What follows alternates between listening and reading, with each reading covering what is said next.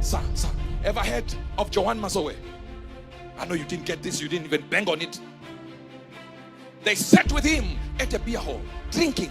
No, I can't call it a beer hall. A place where they were drinking beer. Everyone is saying, let's buy this. All he did was to receive. The container containing beer. Never drank from it. And they passed it on. When they said, next round, he said, give it to me first. Grabbed it. No one got drunk. I know I'm talking to myself here. I know I was talking to myself now. The same man, you are hearing stories about him. You hear people wearing white gowns and you undermine. Sir, go to the beer hall if you like. Grab their beer. They'll get drunk. This man is holding it. Just by holding it, he is removing alcohol. What kind of power are these people using? What kind of juju is this? Say, it looks like juju. They all start with Jesus. But notice, the devil had to try and move and shift your understanding of spiritual things. He came and dishonored the people that were used by God. So when you look at them, you undermine them. You look at white garment, you say, these guys, who are they? Yet the most spiritual your church has ever done is speak in tongues. Nothing more. You're missing what I'm trying to say here. What was his time? Listen, which area was he in?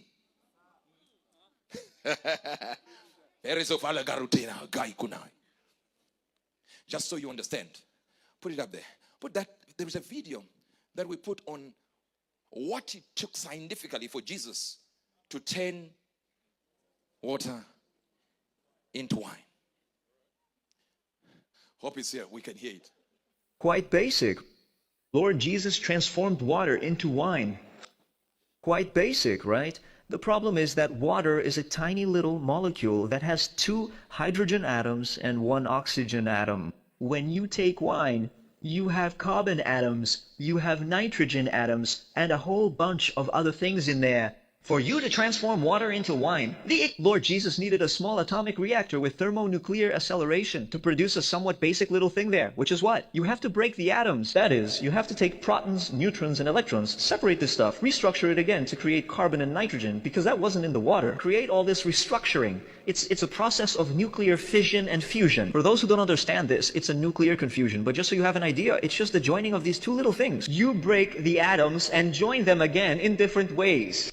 The Bible tells us there were 6 jars with water. Do you calculate the volume of that? See the energy that would be needed to make all that transformation, and you will realize that this basic little thing that Jesus did would require the energy produced by more than 200 billion stars in our Milky Way in one day.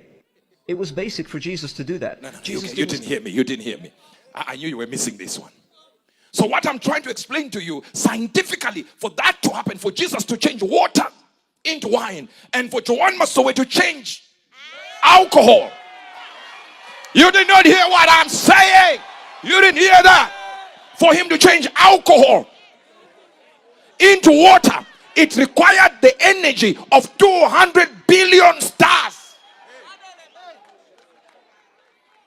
The energy they produce per day, not in a minute, a day. You have to wait for 200 billion stars to create energy. 1 hour, 2, 12, 13, 20, 21, 24 hours. You say, now let's change alcohol into water.